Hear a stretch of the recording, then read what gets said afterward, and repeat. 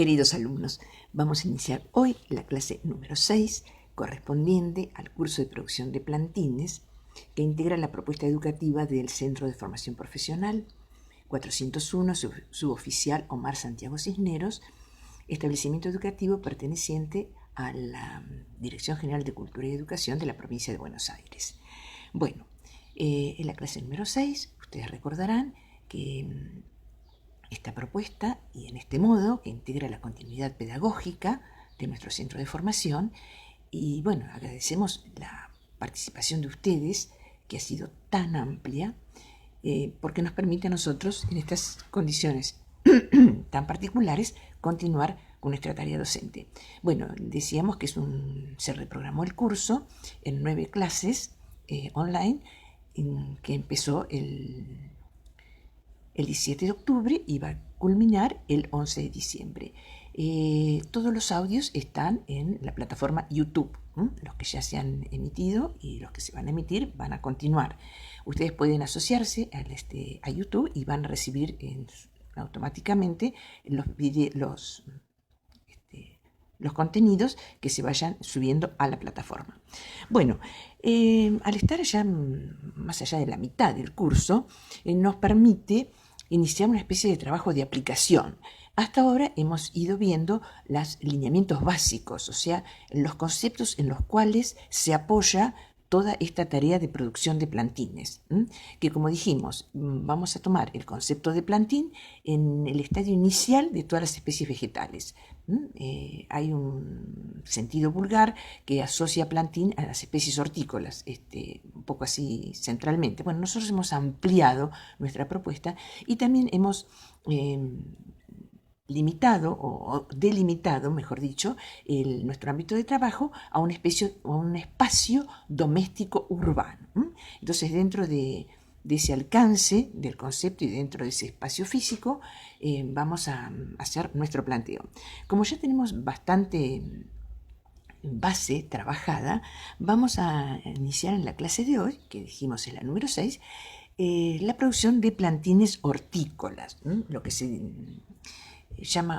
destina a la huerta. Y cabe aclarar que nosotros tenemos un concepto de huerta que no es el único.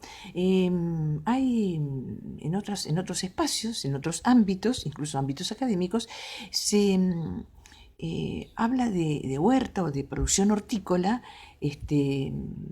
a mayores contenidos, no solamente lo que es para huerta de consumo, en gastronomía, digamos, sino también lo que implica cultivos para ornamentación.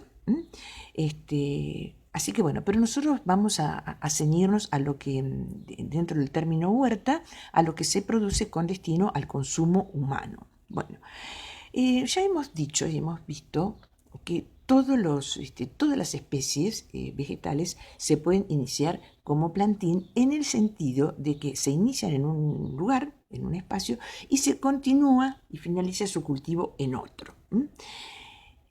Pero, como también hemos visto, ustedes vieron incluso un video de un establecimiento hipertecnologizado donde se proponía y se demostraba que desde el lechuga hasta el perejil, hasta el tomate arbóreo, se hace todo de plantín y después se lleva al emplazamiento definitivo. Nosotros vamos a limitar un poco este concepto, porque al estar trabajando en un ámbito doméstico y urbano no tenemos tantas posibilidades ni espaciales ni de otro índole, entonces vamos a priorizar el uso del plantín para ciertas especies. Ciertas otras que nos interesa cultivar, ya también hemos planteado que las podemos hacer directamente, las podemos hacer lo que se llama cultivo de asiento, en el lugar donde van a iniciarse y completar todo su desarrollo.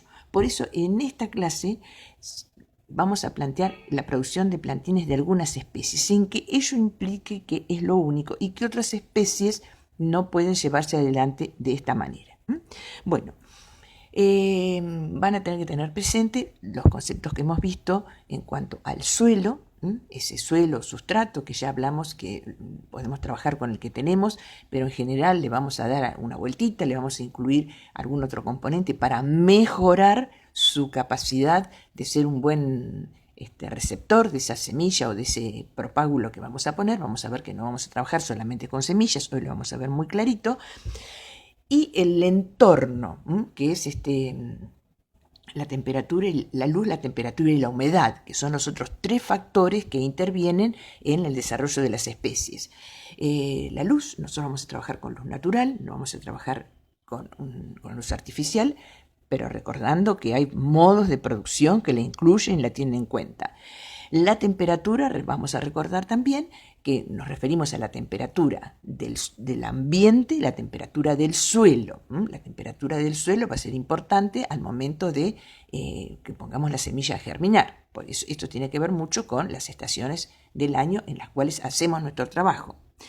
Y la humedad vamos a tenerla en cuenta siempre, la del sustrato y la del medio ambiente que la rodea. Uno de los objetivos de este curso es que se complejice un poco más la mirada que tenemos, ¿no? Tenemos a veces ciertos factores claros que hay que tener en cuenta para preservar o para modificar.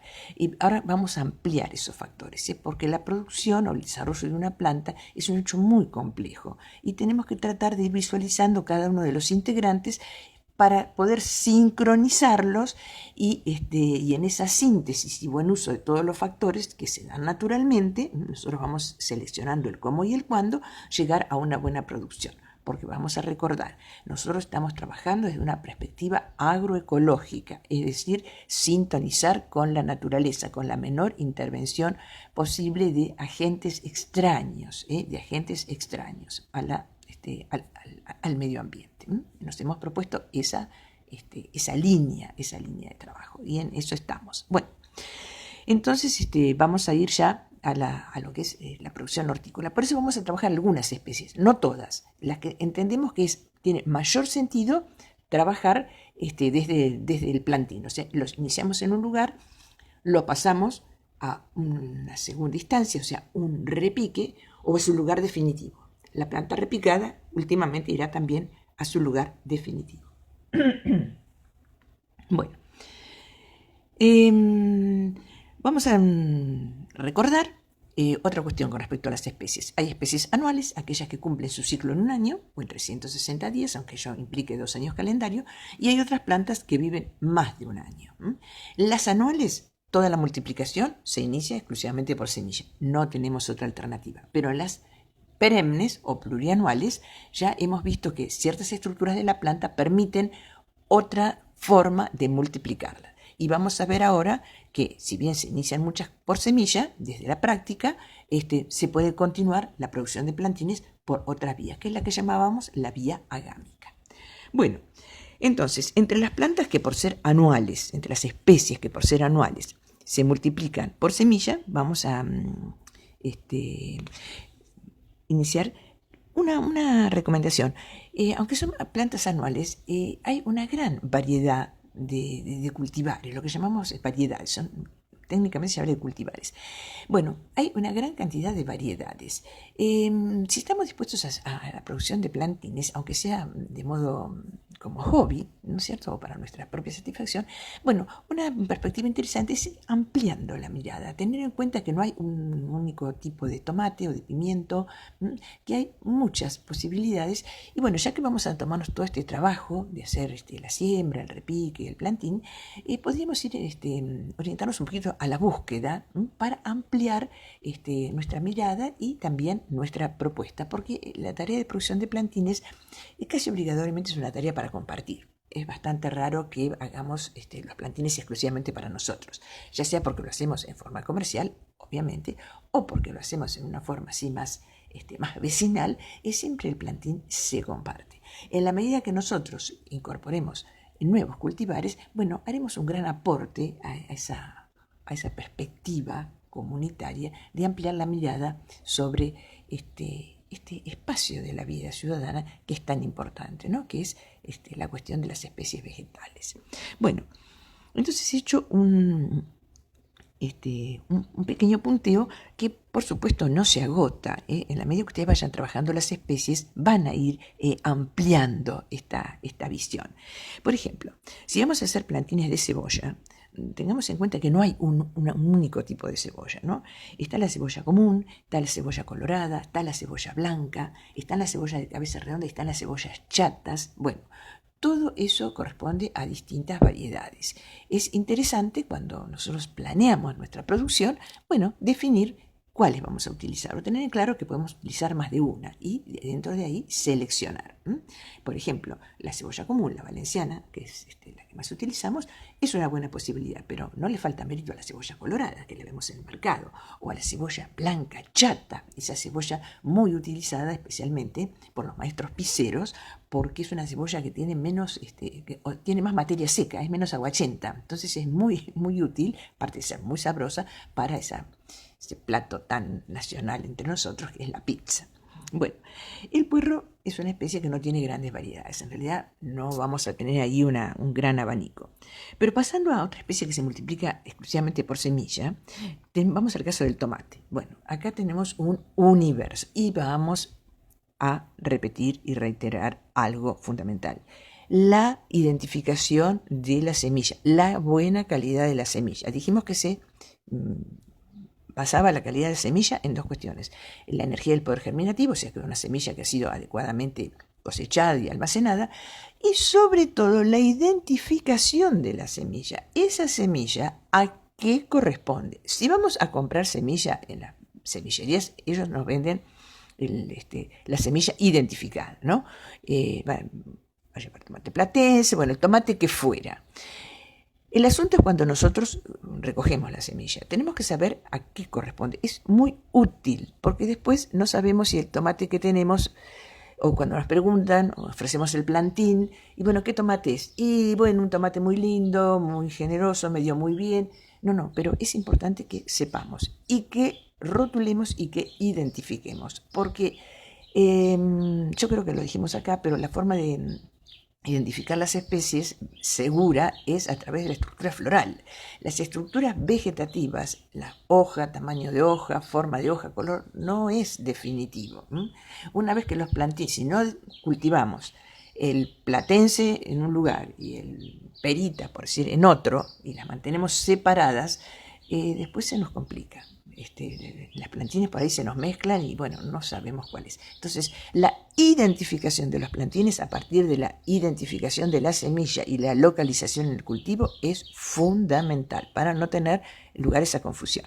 Bueno, entonces tenemos el tomate platense, que es un tomate clásico. Tomate variedad, otra cuestión que dijimos. Los híbridos no nos producen semilla que sea útil para nuestros fines. La semilla híbrida hay que comprarla hecha en los semilleros productores.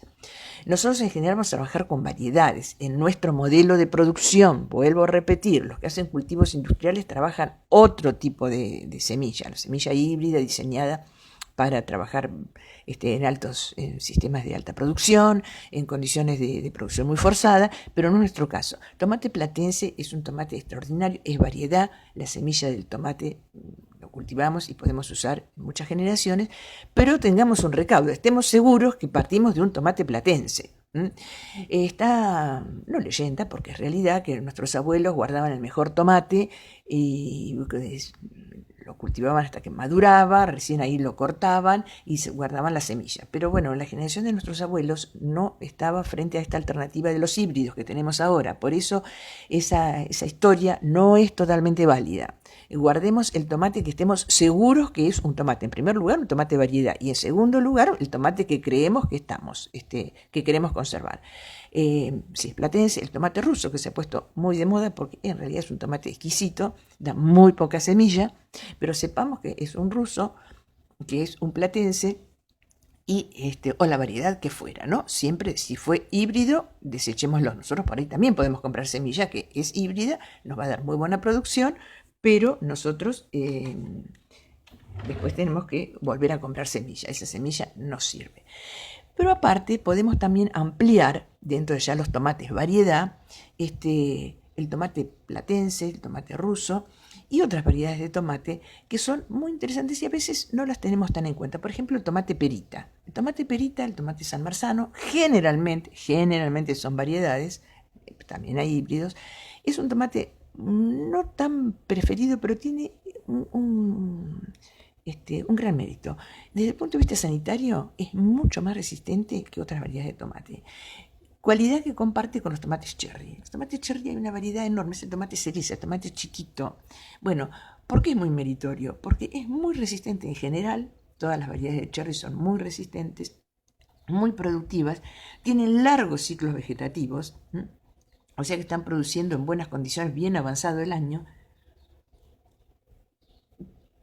y nos permiten una muy buena producción. Entonces, cuando pensamos en hacer plantines de tomate, bueno, podemos hacer más de una variedad o a veces priorizar una variedad sobre otra.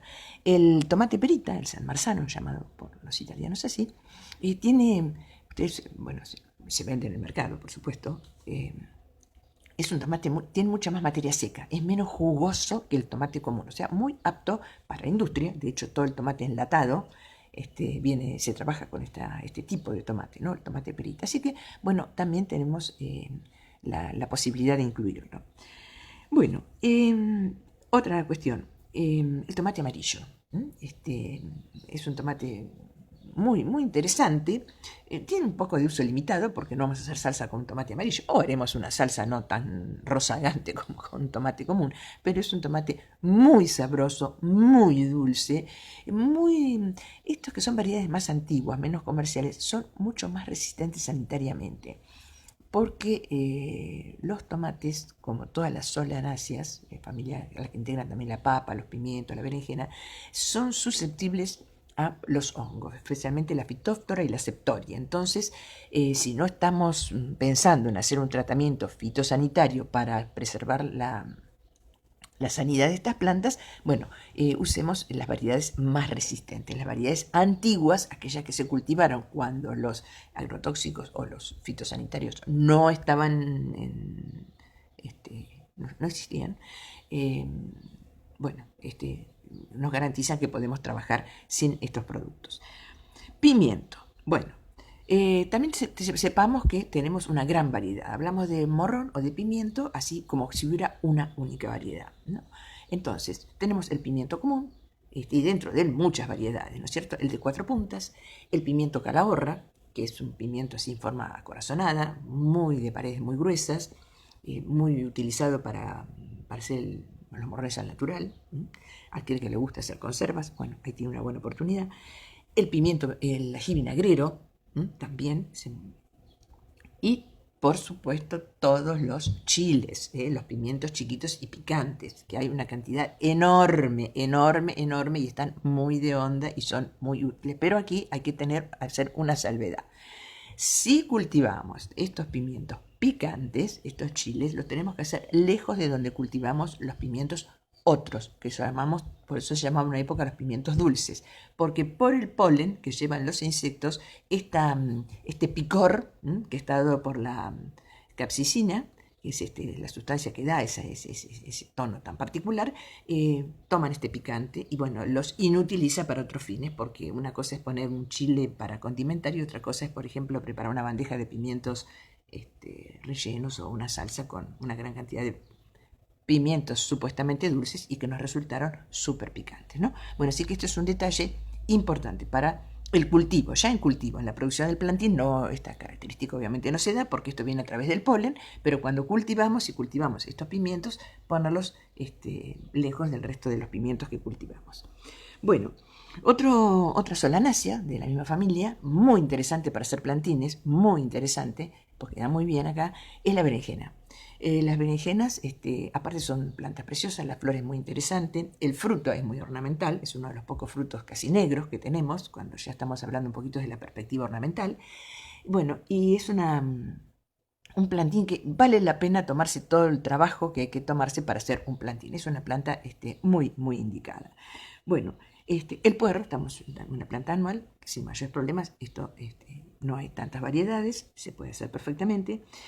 La albahaca es una planta anual, pero muy interesante. Esta va exclusivamente por semilla. Tenemos la albahaca común, la albahaca morada, la albahaca crespa, la albahaca variegada. Bueno, hay muchas variedades y es una especie que vale la pena hacerla en plantín, tomarnos el trabajo de hacer plantines de albahaca para usarla como aromática, como condimento, para integrar la biodiversidad, como todas las especies aromáticas son factores muy importantes, y bueno, para incluirla en los espacios de ornamento. En un jardín, entre las demás especies que ponemos las albahacas. Si es una albahaca variegada, bueno, a las otras no le falta encanto, sus inflorescencias y sobre todo por el aroma que aportan. En un espacio de ornamento, el perfume es una cuestión fundamental. Bueno, el perfume que dan las albahacas es bien conocido, y cuando estamos regando el jardín o pasamos a la mañana o a la tardecita con ese aire enriquecido de humedad, si nos asalta el aroma de las albahacas, bueno, como que en algún modo revivimos.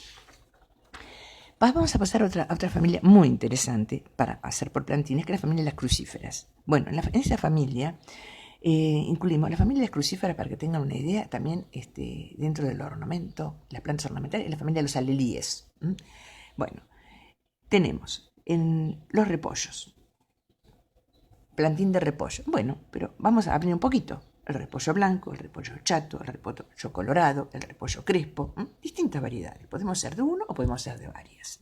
Podemos hacer, y no siempre de la misma variedad de repollo. Los vendedores de semilla tienen distintas alternativas. Bueno, es cuestión de ir utilizándola. La coliflor, una especie interesantísima desde el punto de vista nutricional y culinario, que merece ser plantín. Los repollitos de Bruselas, planta encantadora si la hay. En este caso estamos comiendo las yemas de los futuros repollos, ¿no? Repollito de Bruselas. La berza gallega, muy poco cultivada, muy interesante, porque es una planta perenne que dura muchos años y es de gran tamaño. Y alcanza hasta 2 metros, no tiene esa forma de cabeza así redondeada de las especies que hemos nombrado de crucíferas hasta ahora. Es como una especie bien larga, las hojas separadas, las hojas se van cortando y eso es lo que se usa, y florece como si fueran grandes manojos de alelíes, porque volvemos a decir que es de la misma familia. Brócoli, también muy, muy valioso, muy, muy utilizado, muy sabroso, muy nutritivo, y tenemos distintos tipos: el brócoli calabrés, el brócoli de cabeza. Y ya yendo a otra planta muy usada en este momento, la col rizada o kale. Esas son especies que realmente merecen ser trabajadas desde el plantín. Por otro lado, no hay otra alternativa. No podemos hacer un almácigo de asiento y cosechar coliflores, porque esta planta necesita su espacio y sus requerimientos para desarrollar lo que nosotros estamos buscando.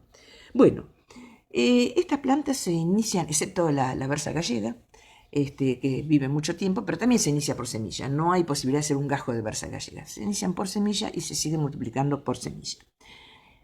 Vamos a ver ahora las semillas que se inician por semilla, pero pueden continuarse el cultivo por división de mata, porque tienen estructura bulbosa y dan estolones, que lo vimos en la última clase. Y ahí tenemos todos los verdeos. El cebollín o cibulete, la cebolla francesa, esa cebolla que da grandes verdeos, una gran mata de verdeo, que se usa o se usaba para hacer la morcilla. El gran sabor de la morcilla se lo da la cebolla de verdeo. Y dentro de los verdeos, la cebolla francesa, que da mucho verdeo, muy jugoso, muy aromático, es digamos, el condimento clásico para la elaboración de las morcillas. Y tenemos también la cebolla egipcia, que es así un intermedio entre el cibulet y la cebolla francesa. También muy aromática, muy perfumada, que aclaremos, si hacemos por ejemplo, tipo cantero, tipo bordura, no le falta valor ornamental a esto. ¿Qué les estoy queriendo sugerir? No pongamos las hortalizas únicamente en la quinta, o no dejemos un único espacio para la quinta y alejado de otros espacios de la casa. Así como las especies, ya vamos a ver, las ornamentales necesitan y van a ir, o sea, la quinta necesita algunas especies ornamentales. Al jardín no le viene nada mal, por muchos motivos, biodiversidad incluida y equilibrio ecológico, la presencia de especies llamadas hortícolas o de quinta. Bueno, vamos a continuar con plantas que se inician por semilla y luego se multiplican por división de raíces. Tenemos acá el caso de los espárragos. Las famosas arañas de los espárragos son raíces engrosadas que se dividen y ahí las plantamos en primavera y obtenemos nuevos ejemplares. Del espárrago comemos una yema alargada, un brote. En el curso de huerta, de piscicultura que también dicta nuestro centro de formación, bueno, damos in extenso el cultivo de cada una de estas especies. Pero ahora estamos llegando a la producción del plantín. Hablando de las especies ornamentales y hortícolas, cómo se mezclan los roles, el espárrago pertenece a la misma familia del lechopluma. Entonces, muchas veces, una vez que el espárrago continúa su desarrollo, los primeros estadios, los brotes los consumimos como espárrago, pero después la planta tiene que continuar su ciclo, y esas ramas son como helechos plumosos. Muchas veces en los ramos de florería recibimos, sin pensar, ramas de espárrago. Bueno, vamos a ver ahora también que hay plantas que se inician por semilla y se multiplican por renuevos basales o por hijuelos. Y acá tenemos una especie muy interesante que es el espárrago, que bien vale la pena hacer plantines. Podemos hacer plantines desde la semilla. Compramos la semilla en la semillería, hacemos los plantines y en un almácigo se repican en las macetitas y después ahí se van a su lugar definitivo o se comparten.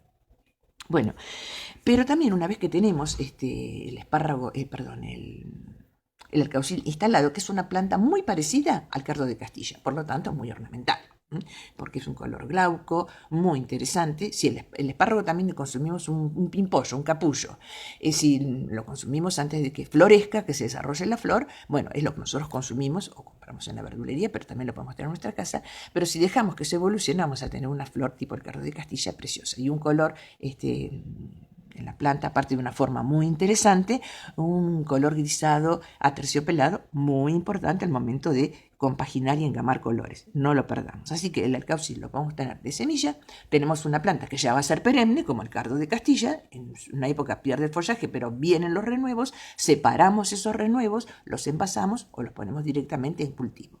Planta que se inicia por semilla y una vez que inició su desarrollo ya se vuelve perenne o es perenne y nos cosechamos los hijuelos. Bueno, acá vamos a... No me quiero demorar mucho porque no quiero pasarme de la media hora, pero algo bastante poco frecuente, pero más que interesante, que es el ruibarbo. Es una planta que se inicia por semilla y se continúa por división de rizomas.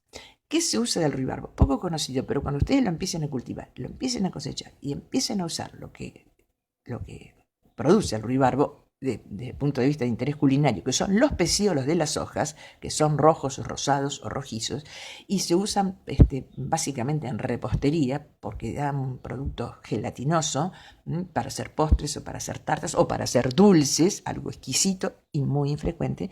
Bueno, se van a enamorar del ruibarbo y no va a faltar en ninguna casa. Es rizomatoso, potentes rizomas.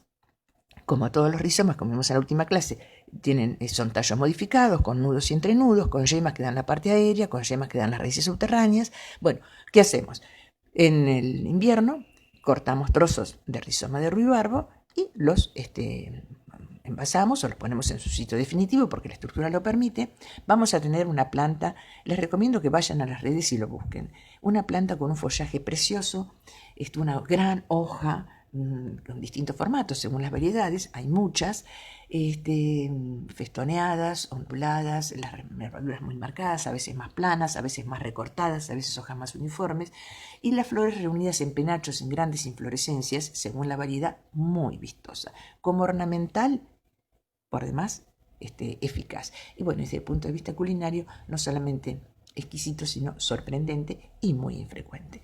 Así que esta es una planta que podemos incorporar porque no es tan frecuente, pero vale la pena.